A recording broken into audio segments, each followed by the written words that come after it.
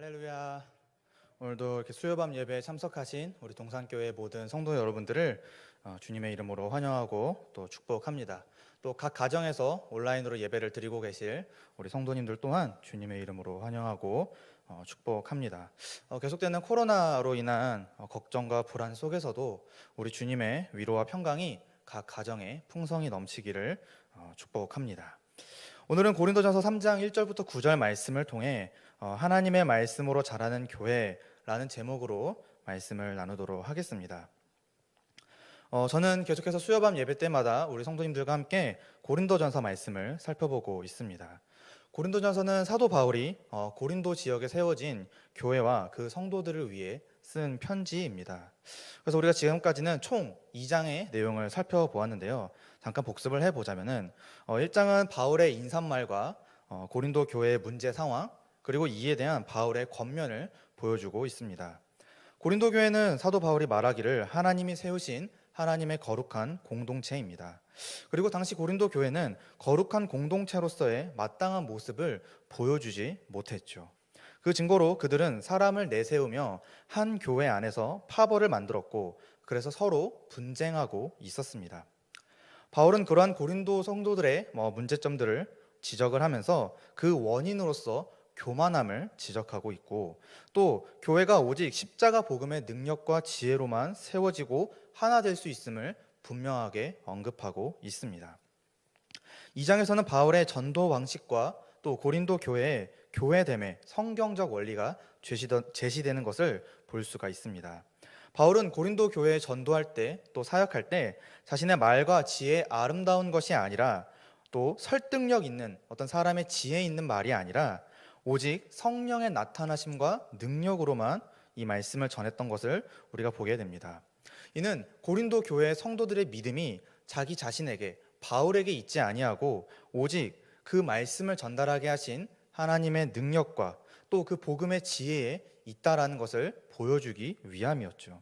즉 그들이 복음을 듣고 믿어 거룩한 교회가 될 수 있었던 것이지, 결코 바울이 어떻게 사역을 했기 때문에, 바울이 어떻게 그들에게 했기 때문에 교회가 세워진 것이 아니라고 바울은 적극적으로 변증하고 있는 것입니다. 그러므로 그들은 특정한 사람을 내세우거나 자신의 어떠함을 자랑하는 그러한 교만한 행위들을 멈추어야 했습니다. 오직 교회는 이 복음의 능력만을 자랑하고 붙잡아야 하는 것이죠. 사랑하는 성도님들, 고린도 교회가 이처럼 교만해지고 또 사람을 내세우며 분열하는 이유가 무엇이었습니까? 바로 이 십자가 복음의 능력과 지혜, 바로 그 복음의 본질을 잃어버렸기 때문입니다. 신앙의 본질을 복음에 두지 않았기에, 이 교회의 기초를 복음에 두지 않았기 때문에 그들은 이렇게 교만해져서 사람들을 내세우며 그 안에서 서로 하나 되지 못하였던 것입니다. 그렇다면 오늘 우리 역시도 이 십자가 복음으로부터 멀어지지 않도록, 이 십자가 복음의 본질로부터 떨어지지 않기 위해 우리가 부단히 우리의 신앙을 점검하고 또 그 위에 굳게 세워지기를 힘써야 합니다. 이는 십자가 복음만이, 바로 우리를 구원한 예수 십자가 복음만이 우리를 구원에 이르게 하는 하나님의 능력이요 지혜이기 때문입니다. 오늘 본문 역시 이 1장에서 언급된 고린도 교회 안에 발생한 사람들을 내세우며 파벌을 만드는 그 문제에 대한 사도 바울의 권면이 이어지게 됩니다. 특별히 오늘 본문은 이 고린도 교회의 문제 상황, 곧 그 안에 세워진 이 사역자들에 관한 문제를 좀 더 집중적으로 다루고 있는 것을 볼 수가 있습니다. 그래서 바울이 이 사역자들에 관한 문제에 대해 권면하며 더 나아가 교회가 어떻게 세워지고 어떻게 자라나는 것인지 그 성경적 원리를 제시하고 있습니다. 사랑하는 성도님들, 결론부터 말씀드리겠습니다. 교회는 하나님이 자라게 하십니다. 따라서 오늘 우리는 이 본문을 통해서 교회가 경계해야 할 그런 미성숙한 신앙이 무엇인지, 또 말씀 사역자의 역할이 무엇인지를 깨닫고 우리 모두가 하나님의 거룩한 교회가 되도록, 더욱 하나님의 교회로서 온전해질 수 있도록 하는 그 성경적 원리와 방안이 무엇인지 함께 살펴보도록 하겠습니다. 먼저 1절부터 4절 말씀을 통해 교회는 그리스도 안에서 어린아이와 같은 신앙을 경계해야 한다라고 바울이 권면하고 있습니다.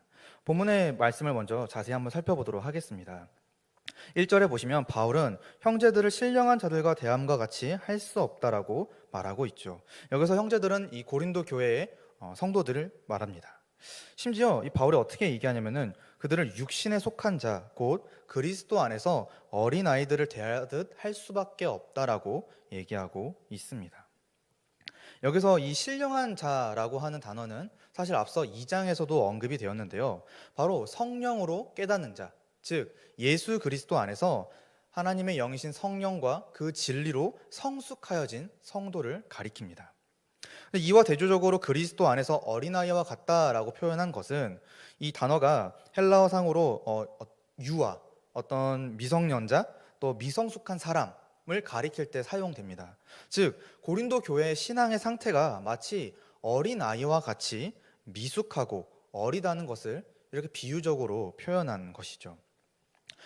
정리해 보자면은 고린도 교회는 예수 그리스도 안에는 있으나 영과 진리로 성숙해지지 못한 신앙에 있어서 마치 어린아이처럼 미숙하고 어린 상태였다라는 것을 우리는 알 수가 있습니다. 2절에 보시면 내가 너희를 저주로 먹이고 밥으로 아니하였노니 이렇게 얘기하죠.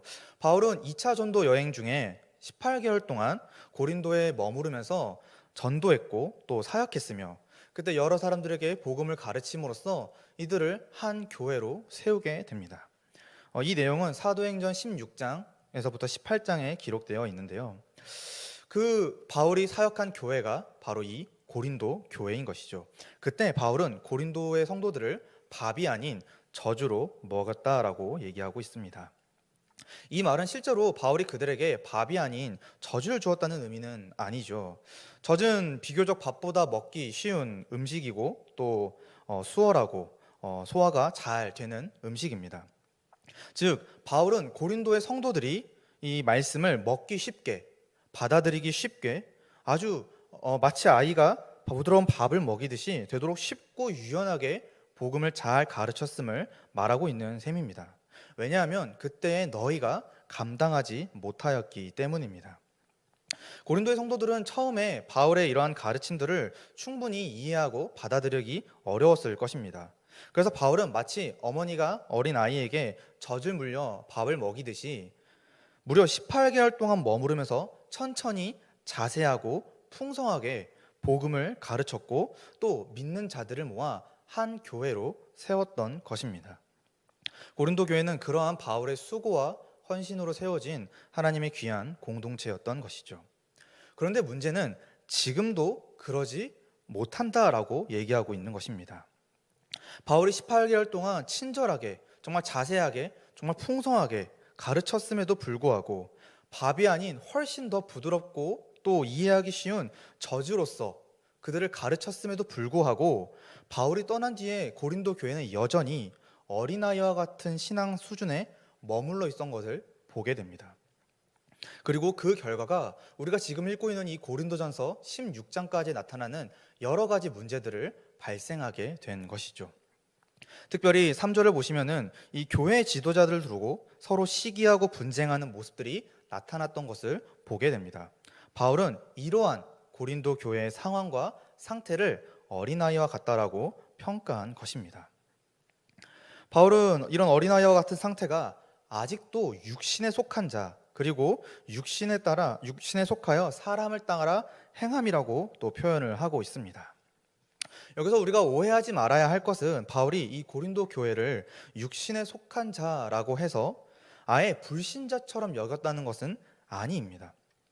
제가 이런 설명을 하는 까닭은 마치 이 육신이라는 단어가 사용되었기 때문에 고린도 교회가 신자는 아닌 불신자 이렇게 생각하실까봐 여기에 대한 좀 보충적인 설명을 하려고 합니다. 3장에 이 육신에 속한 자는 불신자를 가리키는 2장의 육에 속한 자와 전혀 다른 헬라어 단어를 사용하고 있습니다. 2장에는 신령한 자와 대조적으로 육에 속한 자가 등장하는데 이는 곧 완전한 죄인을 의미합니다. 그의 반면에서 3장에 등장하는 이 육신에 속한 자는 생각하고 행동하는 방법에 있어서 여전히 육적인 것을 추구하는 성도를 가리킬 때 사용되는 단어를 사용했습니다. 이러한 설명을 바탕으로 본문을 이해할 때 바울이 지적하고 싶은 거는 그들이 믿지 않는 사람이다, 그들이 불신자다, 그들이 성도가 아니다 라고 말하는 것이 아니라 그들의 신앙의 상태가 마치 불신자와 같이 어리고 미성숙하며 하나님의 온전한 성도로서 말하기가 어렵다라고 지적하고 있는 것입니다. 그 믿음이 어린아이와 같이 너무나도 연약하고 미성숙한 점을 지적하고 있는 것이죠. 왜냐하면 그들 안에 시기와 분쟁이 있는데 이 시기와 분쟁은 그리스도 안에 있는 성도가 아닌 육에 속한 사람, 곧 믿지 않는 불신자들에게서 나타나는 대표적인 특징이기 때문입니다. 갈라디아서 5장 19절에서 21절에 이렇게 얘기하고 있죠. 육체의 일은 분명하니 곧 음행과 더러운 것과 호색과 우상 숭배와 주술과 원수 맺는 것과 분쟁과 시기와 분냄과 당짓는 것과 분열함과 이단과 투기와 술 취함과 방탕함과 또 그와 같은 것들이라. 전에 너에게 경계한 것 같이 경계하노니 이런 일들을 하는 자들은 하나님의 나라를 유업으로 받지 못할 것이요. 그러니까 이 시기와 분쟁을 하는 것 자체가 불신자들이 할 법한 일이라고 설명하고 있는 것입니다. 이처럼 바울은 고린도 교회의 신앙이 또 그 삶의 모습이 믿지 않는 자와 다를 바가 없는 마치 어린아이와 같은 그런 아주 낮은 수준의 신앙임을 지적하고 있습니다. 도대체 이 고린도 교회가 어떤 상황이길래, 도대체 어떻게 시기하고 분쟁하길래 바울이 이렇게 어린아이와 같다라고 표현하고 있는 걸까요? 4절에 보면 그 답이 나와 있습니다. 어떤 이는 말하되 나는 바울에게라 하고 다른 이는 나는 아볼로에게라 하니 너희가 육의 사람이 아니리요. 즉 그들 중에 어떤 사람은 나는 바울에게 속했습니다, 나는 아볼로에게 속했습니다 라고 말하면서 자신이 이 인간 지도자에게 속했던 것을 내세우며 자기 자신을 자랑하고 또 그것으로 자기와는 다른 자기에게 속하지 않은 자들을 배척하는 것으로서 교만한 모습들을 보였던 것을 알 수가 있습니다. 바로 그 시기와 분쟁하는 모습을 가리켜 바울이 어린아이와 같다라고 설명하고 있는 것입니다. 바로 고린도전서 1장에 제시되었던 그 문제를 두고 바울이 이렇게 평가를 하고 있는 것입니다. 고린도전서 1장 11절과 12절입니다. 내 형제들아 글로의 지편으로 너희에 대한 말이 내게 들리니 곧 너희 가운데 분쟁이 있다는 것이라. 내가 이것을 말하거니와 너희가 각각 이르되 나는 바울에게 나는 아볼로에게 나는 게바에게 나는 그리스도에게 속한 자라 한다는 것이니 하면서 사람을 내세우며 자기들끼리 그 안에서 시기하고 분쟁하고 있었던 것을 우리는 확인할 수가 있습니다. 사랑하는 성도님들, 우리는 이 단락을 통해서 크게 두 가지 내용을 좀 생각해 보려고 합니다. 먼저는 이 교회 안에 두 가지 두 가지 종류의 신앙을 가진 성도가 나타날 수 있음을 염두에 두어야 한다는 것입니다. 하나는 신령한 자의 신앙이고 다른 하나는 그리스도 안에서 어린아이와 같은 신앙입니다. 신령한 자는 무엇입니까? 앞서 제가 설명했듯이 성령을 받아 하나님의 깊은 모든 것까지 잘 알며 그에 합당하게 사는 온전한 자, 곧 그리스도 안에서 온전하여지고 자라진 그 성도를 가리킵니다. 성도는 성령을 통해 그 복음을 믿었고 새 마음을 가진 새로운 존재로 재창조되었으며 그래서 이제 변화된 삶으로서 하나님을 사랑하며 이웃을 사랑하는 삶을 살아가게 됩니다. 반면에 그리스도 안에서 어린아이와 같은 자는 이와 반대되는 모습인 것이죠. 복음을 듣고 믿는다고는 말하지만 그래서 성령이 그와 함께 하시지만 여전히 그런 성령의 함께 하심과 말씀의 능력을 의지하지 않고 자기 마음대로 자기 멋대로 마치 죄인들이 생각하고 행동하는 것처럼 살아가는 자들을 어린아이와 같다라고 우리는 볼 수가 있습니다. 즉 말씀을 듣지만 이러한 말씀에 믿음으로 순종하지 못하는 사람들이 여기에 해당되는 것이죠. 사도 바울이 무려 18개월 동안 젖과 같이 부드럽고 쉽게 가르쳤음에도 불구하고 고린도 교회 안에 이러한 문제가 발생한 것을 우리는 보게 됩니다. 이렇게 얘기했을 때 제가 물론 말씀의 능력이라든지 또 하나님이 세우신 지도자의 역량 등을 믿지 못하거나 또 함부로 비판하려고 이렇게 얘기하는 것이 아닙니다. 단지 고린도 교회조차도 바울이 젖과 같이 18개월 동안 열심히 가르쳤음에도 그러한 고린도 교회조차도 이러한 문제가 발생했다면 오늘 우리 교회 안에서도 이러한 믿음이 연약한 자들, 그리스도 안에서 어린아이와 같은 자들이 충분히 생길 수 있다라는 것입니다. 이런 사실들을 우리가 염두에 둘 필요가 있습니다. 두 번째로 이 어린아이와 같은 신앙의 특징을 좀 더 구체적으로 얘기해 보려고 합니다. 저는 본문을 통해서 크게 세 가지로 정리를 해 보았는데요. 첫 번째로 이 어린아이와 같은 신앙은 단단한 바, 곧 깊고 풍성한 진리를 감당하지 못합니다. 즉 온전한 성도가 받아들이고 또 이해하는 것만큼 받아들이거나 이해하지 못하는 것이죠. 그렇게 올바르게 분별하거나 생각하고 마음을 먹고 행동할 수 없는 것입니다. 두 번째로 이 어린아이와 같은 신앙은 육의 사람과 다를 게 없습니다. 여기서 육의 사람이란 앞서 설명했듯이 불신자, 곧 하나님과 예수 그리스도에 대한 믿음이 없는 죄인으로서 사용되었죠. 그래서 진리로 온전하지 않기에 마치 죄인과 같은 생각과 행동을 하게 되는 것입니다. 세 번째로 이 어린아이와 같은 신앙의 대표적인 특징이 시기와 분쟁입니다. 사랑하는 성도님들, 시기와 분쟁은 죄인에게서 나타나는 가장 대표적인 모습 중 하나입니다. 왜냐하면 이 죄인은 자기 중심적인 태도를 갖고 살아가며 하나님을 사랑하고 이웃을 사랑하는 일을 거부하기 때문입니다. 이에 반해서 교회라고 하는 존재는 복음으로 세워진 한 공동체입니다. 즉 어린아이와 같은 이 신앙은 진리 안에서 한 교회로 살아가기보다는 자기중심적인 삶을 더욱더 추구하며 이에 따라 결국은 한 교회를 이루는 일에 참여하지 않게 되는 것이죠. 이처럼 어린아이 신앙은 교회라고 하는 존재 안에서는 너무나도 연약하고 미숙하며 하나님이 세우신 교회 공동체를 온전하게 세우지는 못하는 것을 우리가 알 수가 있습니다. 오히려 이러한 신앙이 계속해서 머무를 때 하나님이 세우신 이 한 교회는 계속해서 시기하고 분쟁하며 더 나아가서는 하나 되지 못하게 되는 것입니다. 그러므로 교회는 이러한 어린아이와 같은 신앙, 곧 교회의 하나됨을 해치고 온전하게 하나 되지 못하게 하는 이런 미숙하고 연약한 신앙의 수준을 벗어버리고 그것을 극복해야 할 필요가 있는 것입니다. 사랑하는 성도님들, 그렇다면 우리는 이 말씀을 어떻게 받아들여야 할까요? 먼저는 우리 자신을 돌아보아야 합니다. 곧 나의 믿음의 상태가 그리스도 안에서 신령한 자인지 아니면 어린아이와 같은 자인지를 점검할 필요가 있습니다.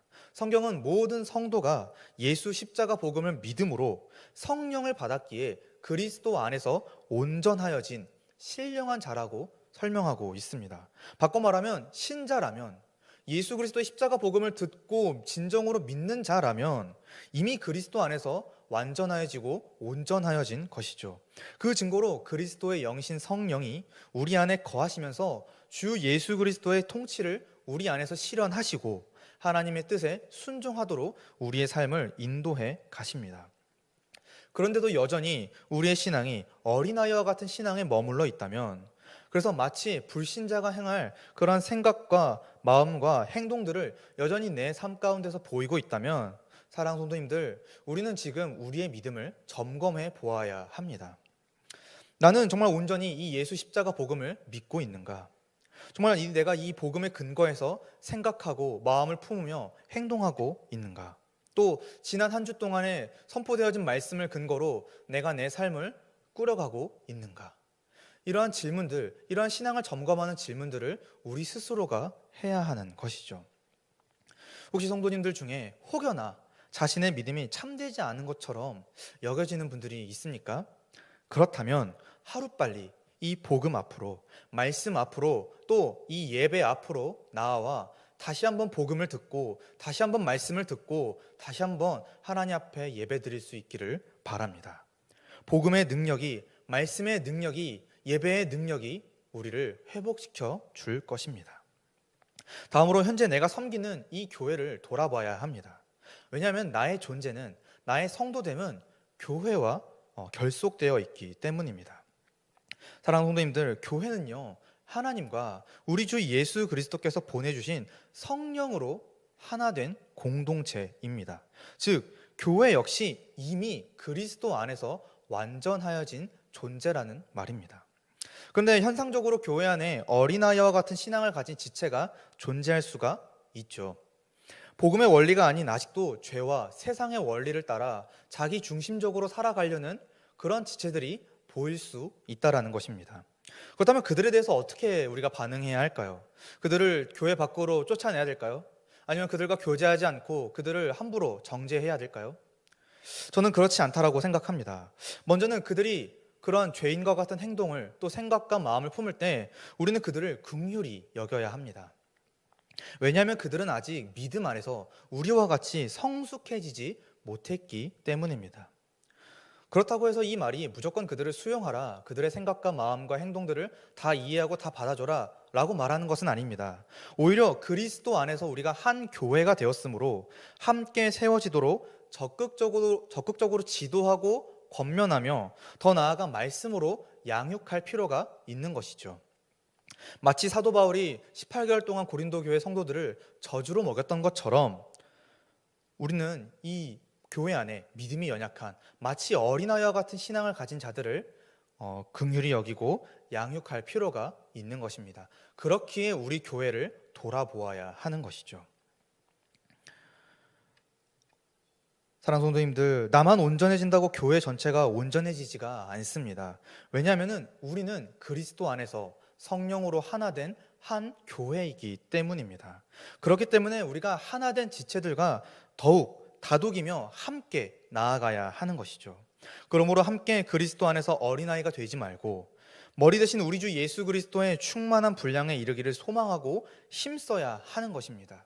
온 성도가 하나님의 아들을 믿는 것과 아는 일에 하나가 되기를, 성령이 하나 되게 하신 것을 힘써 지키는 일에 하나가 되어야 한다라는 것입니다.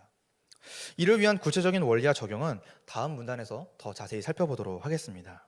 아무튼 우리 동산교회 모든 성도님들은 그리스도 안에서 어린아이가 되지 않기를, 그러한 신앙의 모습들이 보인다면 하루빨리 그것에게서 벗어나 그리스도 안에서 우리가 함께 성숙해질 수 있기를 간절히 바랍니다.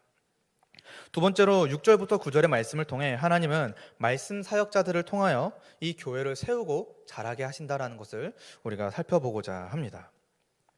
본문의 내용을 살펴보도록 하겠습니다. 5절에 보시면 바울은 아볼로와 바울이 각각 무엇인지 또 그들의 역할과 본질이 무엇인지를 깨닫게 해주고 있습니다. 바로 그들은 주께서 각각 주신 사람들인데 너희로 하여금 믿게 한 사역자들입니다. 즉 고린도 교회의 믿음을 위해 하나님이 주신 사역자들이라는 뜻입니다. 여기서 사역자는 헬라어로 디아코노스라고 하는 단어를 사용하는데 이 말은 시종인 혹은 시종 드는 사람 혹은 그렇게 사람을 섬기는 사람들을 가리킬 때 사용되는 단어입니다. 즉 주인의 명령을 수행할 수 있는 사람이죠. 이것은 마치 종과 비슷한 개념입니다. 곧 자기 의지대로 움직이거나 살지 않지요.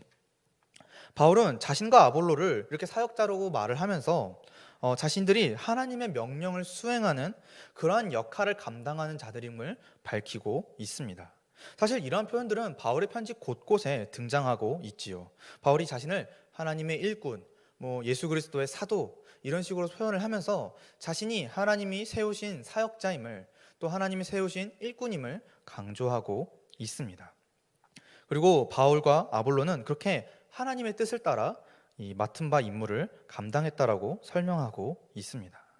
6절에 바울은 심었고 아볼로는 물을 주었다 이렇게 설명하고 있습니다. 바울은 자신과 아볼로의 역할을 더욱 선명하게 설명하기 위해서 이처럼 식물 재배 비유를 사용하고 있죠. 바울은 심었고 아볼로는 물을 주었습니다. 이 말인즉슨 그들이 이 고린도 교회를 세우기 위해 부지런히 헌신하고 사역했다라는 것을 보여주고 있지요. 그들은 주로 어떤 사역을 감당했을까요? 우리가 여러 가지를 생각해 볼 수 있지만 그 중에서 그리고 문맥상 아마도 그들은 말씀 사역에 가장 힘을 쏟았을 것입니다. 고린도 교회 많은 사람들에게 이 십자가 복음을 전했고 또 부지런히 가르쳤으며 18개월의 결과로서 고린도 교회를 세운 것입니다. 정말 이 교회 하나를 세우기 위해 바꿔 말하면은 복음을 가르치기 위해 온 힘과 정성을 기울였던 것은 분명하다라는 것입니다. 제가 이렇게 직접 농사를 지어보거나 뭔가 식물을 가꾸어 본 경험이 별로 없어서 사실 이러한 설명을 할 때 생생하게 하지 못하는 게 좀 많이 아쉽지만 그래도 무언가를 키우기 위해 심고 물을 주는 이 작업이 상당히 고되다라는 것은 알고 있습니다. 앞서 젖을 먹였다는 이 비유와 더불어 바울이 이런 표현들을 통해서 그와 아볼로, 더 나아가 이 고린도 교회의 사역에 함께 참여한 모든 사역자들이 정말 말씀으로 수고하고 헌신하며 이 한 교회를 세우고 섬겼다라는 것은 우리가 분명하게 알 수 있는 사실입니다. 그런데 문제는 6절 뒤에 나오는 이 말씀입니다. 바로 오직 하나님께서 자라나게 하셨나니라고 얘기하고 있는 것입니다. 즉 바울이 심고 아볼로가 물을 주었지만 결국 그 성도 한 사람을, 그리고 교회 이 한 공동체를 세우고 자라나게 하시는 이는 결국 하나님 한 분이라고 바울이 설명하고 있는 것입니다. 7절은 바울의 이러한 겉면을 더욱더 보강하고 있지요. 그런즉 심는 이나 물 주는 이는 아무것도 아니로되. 예, 그렇습니다. 심는 자나 물을 주는 자, 곧 바울과 아볼로는 아무것도 아닌 것입니다. 오직 자라나게 하시는 이는 하나님 뿐이기 때문입니다. 자라나는 것, 결국 성도가 되는 것, 결국 교회가 되는 것은 이 바울과 아볼로와 같은 인간 사역자에게 달린 문제가 아닌 하나님께 속한 문제임을 알 수가 있습니다. 바울의 이러한 설명은 자신과 같은 사역자들이 심고 물을 준 그러한 수고와 헌신이 정말 별 볼 일 없는, 아무 가치도 없는, 무시받아 마땅한 일이라고 말하는 것이 아닙니다. 오히려 성경에서는 그렇게 말씀에 수고하는 자들을 가리켜 이렇게 존경을 표할 것을 우리에게 요구하고 있는데요. 디모데전서 5장 17절 말씀에 잘 다스리는 장로들은 배나 존경할 자로 알되 말씀과 가르침에 수고하는 이들에게는 더욱 그리할 것이니라. 그러니까 말씀을 가르치는 것 자체는 너무나도 존경받아 마땅할 일이죠. 그러나 바울이 지금 이 7절에서 말하고자 하는 바는, 물론 그런 사역자들의 수고 헌신이 중요하지만 교회 안에서 이루어지는 모든 사역의 주체는, 사역의 이 결과는 궁극적으로 하나님께 속한 문제라는 것입니다. 결국 하나님이 이 교회의 주인이라는 것이죠. 바울의 표현대로 교회를 자라나게 하시는 이는 하나님밖에 없습니다. 아무리 인간 지도자가 혹은 인간 사역자가 아무리 뛰어나고 뭔가 기술이 좋고 화려하고 언변이 좋다 할지라도 결국에는 온 우주와 만물을 창조하시고 다스리시며 자기 백성을 죄와 사망으로부터 구원하신 하나님이 더욱 능력 있고 더욱 지혜가 있으십니다. 그러므로 우리는 다시 한번 이 말씀을 기억할 필요가 있습니다. 고린도전서 1장 25절입니다. 하나님의 어리석음이 사람보다 지혜롭고 하나님의 약하심이 사람보다 강하니라. 그렇습니다. 사람의 능력과 지혜는 하나님의 능력과 지혜 앞에서 아무것도 아닙니다. 그렇기 때문에 바울이 이렇게 고백하는 것입니다. 그런즉 심는 이나 물 주는 이는 아무것도 아니로되. 하나님이 자라나게 하시는 것이죠. 바울은 8절에서 자신들과 이 하나님의 관계를 마치 주인과 일꾼의 관계로 묘사하는 것을 볼 수가 있습니다. 자신들은 각자 맡은 역할대로 물을 주었고 심었고, 그래서 각각 일한 대로 자기의 상을 받을 것이라고 설명하고 있지요. 이 말인즉슨 그들은 일하고 상을 받는, 일한 대로 삭슬 받는 일꾼임을 말하고 있는 것입니다. 삭슬 받는 일꾼이 있다면 그 삭슬 주는 주인이 있을 것입니다. 누구입니까? 바로 하나님이십니다. 일꾼은요, 자기 마음대로 생각하거나 행동하지 않습니다. 오직 그를 고용한 주인, 고용주의 말을 따라서 또 그 생각을 따라서 말하고 행동하는 것이죠. 마찬가지로 바울과 아볼로는 하나님이 부르시고 세우신 그 교회를 위해 두신 하나님의 일꾼입니다. 그러므로 그들은 자신의 권위를 높이기보다 하나님의 뜻을 따라서, 그리고 그분의 영광을 위해서 움직여야 했던 것이죠.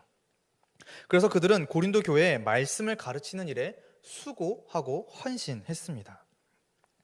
그리고 하나님은 그렇게 수고하고 헌신한 그 사역자들에게 마땅한 삭을 주실 것입니다.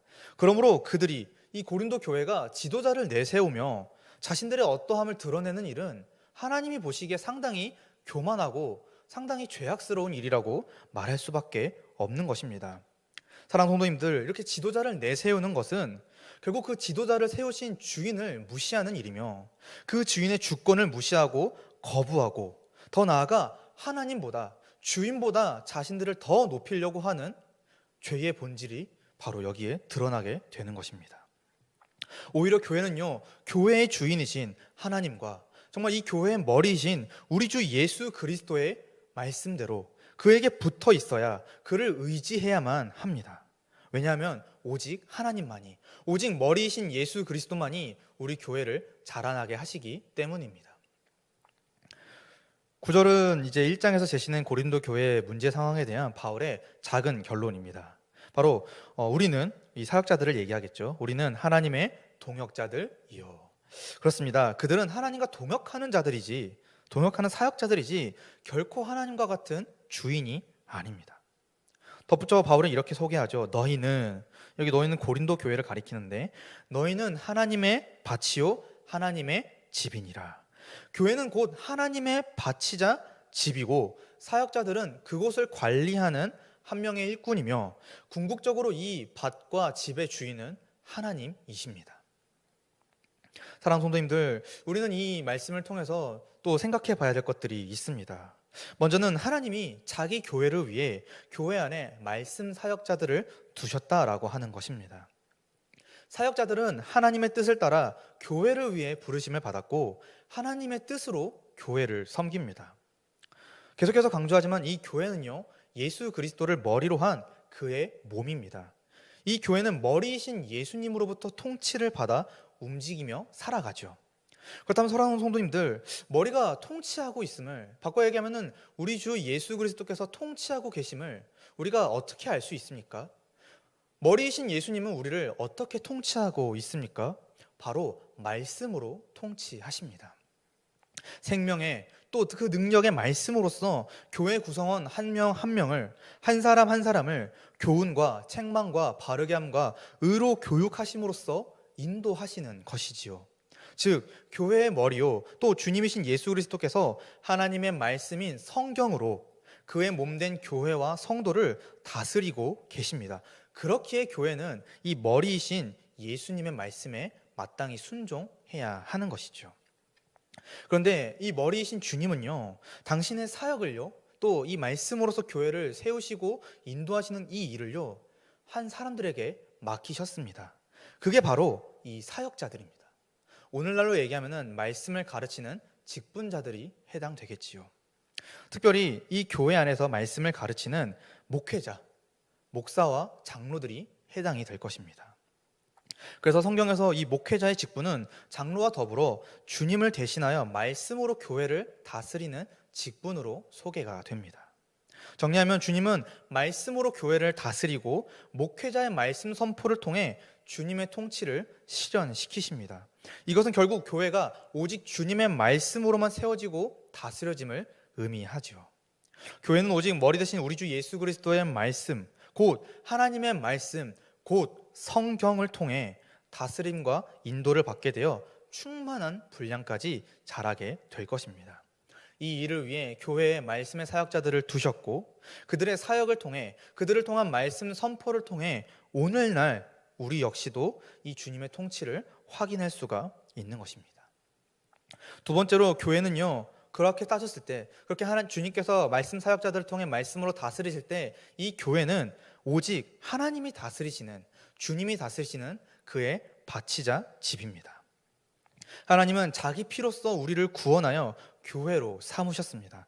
그렇다면 이 교회의 소유권은 당연히 하나님께 있으며, 교회는 하나님의 뜻에 합당한 결실을 보여야 하는 것입니다. 교회는 주인이신 하나님과 머리이신 예수님의 통치를 따라서, 바꿔 말하면 말씀으로써 이 아름다운 결실을 맺는 공동체입니다.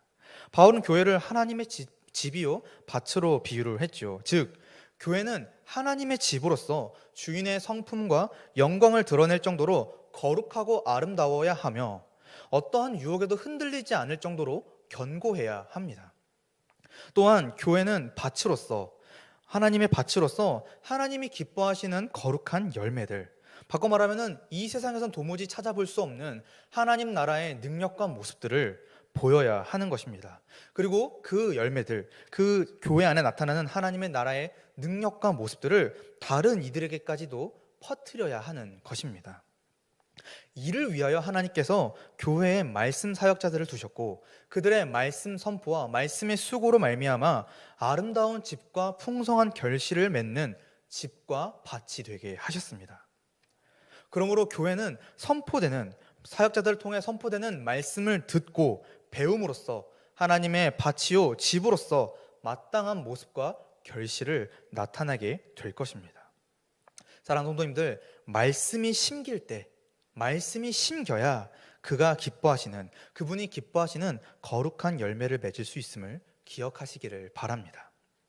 따라서 한 명의 성도, 또 이 교회 공동체는요, 인간 사역자에 의해 세워지고 자라나는 것이 아니라 오직 성도와 교회를 사신 우리 구주 하나님과 우리의 소망이신 예수 그리스도의 은혜와 주권으로, 특별히 그분의 말씀으로써 세워지고 자라나는 것입니다. 바로 이 말씀으로써 우리가 어린아이와 같은 신앙을 벗어나 그리스도의 장성한 분량에 이르기까지 충만하게 우리가 살아날 수 있는 것입니다. 오직 말씀만이 교회를 자라나게 합니다. 그렇다면 우리는 또한 이 말씀을 다시 한번 또 적용해 볼 필요가 있습니다. 먼저는 하나님이 우리의 연약한 믿음, 곧 어린아이와 같은 신앙을 자라나게 하시는 분임을 믿어야 합니다. 그리고 이 일을 위해 말씀 사역자들을 교회에 세워두셨음을 감사해야 합니다. 하나님은 우리가 어린아이 같은 신앙에 머물기를 원하지 않으십니다. 오히려 그 신앙에서 벗어나 그리스도 안에서 더욱 성숙해지고 그리스도 안에서 더욱 온전해지기를 기뻐하십니다. 이는 어린아이와 같은 신앙은 그리스도의 온전한 몸을 세우지 못하기 때문이죠. 감사하게도 이 일을 위해 하나님께서 교회의 사역자들, 곧 말씀을 가르치는 자들을 세우셨습니다. 사역자들은 하나님이 세우신 이 하나님의 교회를 위해, 성도들의 믿음을 위해 세우신 일꾼이요 하나님의 동역자들입니다. 즉 그들은 교회 공동체의 하나님의 말씀을 가르치는 자이며, 가르치는 말씀으로 성도를 온전하게 하며 그리스도의 몸을 세우는 그러한 일을 위해 사용되는 일꾼인 것이죠. 에베소서 4장 11절부터 12절에 바울이 이렇게 설명을 합니다. 그가 어떤 사람은 사도로, 어떤 사람은 선지자로, 어떤 사람은 복음 전하는 자로, 어떤 사람은 목사와 교사로 삼으셨으니 이는 성도를 온전하게 하여 봉사의 일을 하게 하며 그리스도의 몸을 세우려 하심이라. 그러니까 하나님께서 교회 안에 이런 직분자들을 세우신 것 자체가 목적이 하나님의 교회를 위해, 그 교회의 믿음을 위해 세워두셨다라고 하는 것이죠. 따라는 온 성도는, 이 교회의 온 성도는 하나님의 은혜로, 특별히 이 사역자들이 선포하는 말씀으로 예수 그리스도의 십자가 복음의 능력과 지혜로 세워지고 자라나기를 소망해야 합니다. 우리의 믿음과 그 성장은 오직 말씀에 달려 있습니다. 그러므로 우리는 모두 이 세워진 말씀 사역자들을 통해 하나님의 말씀을 듣고 배우는 일에 힘써야 합니다. 사역자들은 말씀을 가르치기 위해 세워진 주님이 세우신 귀한 직분자들입니다. 이들을 통하여 예수 그리스도의 십자가 복음이 무엇인지, 그 복음의 능력이 무엇인지, 지혜가 무엇인지, 그 복음을 우리에게 주신 하나님의 영광이 무엇인지를 우리가 깨닫게 될 것입니다. 우리는 그것을 기뻐하며 하나님을 예배하게 되는 것이죠. 따라서 현재 교회 안에서 이루어지는 모든 가르침을 듣고 받아들이는 일에 온 힘을 다하셔야 합니다. 특별히 코로나 시기에 더욱 그러합니다. 현재 코로나로 인한 감염의 위험 때문에 우리가 이렇게 교회 안에서 예배드리고 또 소그룹으로 뭔가 공부하고 교제하는 일들이 많이 제한되고 있는데, 코로나 이전만큼 그래서 배우고 듣고 교제하는 일이 매우 힘들 줄로 압니다. 그렇지만 교회는 말씀을 듣고 배우는 일을 멈추어서는 안 됩니다. 오히려 이럴 때일수록 교회는 주님의 말씀으로, 예수 십자가 복음의 능력으로 더욱더 견고해지고 세워져야 하는 것입니다. 더욱더 이 시기에 말씀으로 돌아가야 하는 것이지요. 그래서 어떻게든지 예배를 드리는 일과 말씀을 듣는 시간 등을 소중히 여기고 최대한 집중하셔야 합니다. 또한 듣고 배울 수 있는 자리에 적극적으로 참여하셔야 합니다. 특별히 이제 9월달부터 개강될 두 번째 또 양육 과정들이 시작이 될 텐데, 또 계속해서 주일 예배와 수요 예배가 진행이 될 텐데, 사랑하는 성도님들, 이 예배와 양육 과정에 꼭 참여하셔야 합니다. 이 말씀을 듣는 자리에 있어야 우리가 자라날 수 있고 우리가 세워질 수 있으며 우리가 살아날 수가 있습니다. 그러므로 동산교회에서 말씀을 가르치는 사역자들을 위해 사랑하는 성도님들 기도해 주시기를 바랍니다. 우리가 하나님의 말씀인 성경을 바르게 가르칠 수 있도록 기도해 주시기를 바랍니다. 하나님이 세우셨음을 깨닫고 우리가 먼저 하나님의 말씀에 파묻혀 주님의 뜻을 구하고 바르게 분별하여 담대하게 가르칠 수 있도록 기도해 주시기를 바랍니다. 더 나아가 교회가 함께 이 일에 동참해야 합니다. 즉 교회 안에서 가르쳐지는 이 모든 예배와 양육 과정 가운데에 온 성도가 다 함께 참여해야 합니다. 왜냐하면 하나님은 우리 모두를 한 교회로 부르셨기 때문입니다. 그러므로 현재 말씀을 듣거나 예배드리는 일이 참여하기 힘든 지체가 있는지를 돌아보시기를 바랍니다. 코로나로 인해 교회에 나와 직접 그 지체의 상황을 듣고 확인하는 것이 매우 어렵겠지만 주중에 시간을 내어 연락하여 서로의 안부를 물어보고, 그래서 그 지체가 말씀을 들었는지 못 들었다면 내가 들은 말씀을 가르쳐 줌으로써 함께 진리 안에서 교제하는 교회가 되어야 하는 것입니다. 그럴 때 우리가 한 교회로 함께 자라날 수가 있습니다.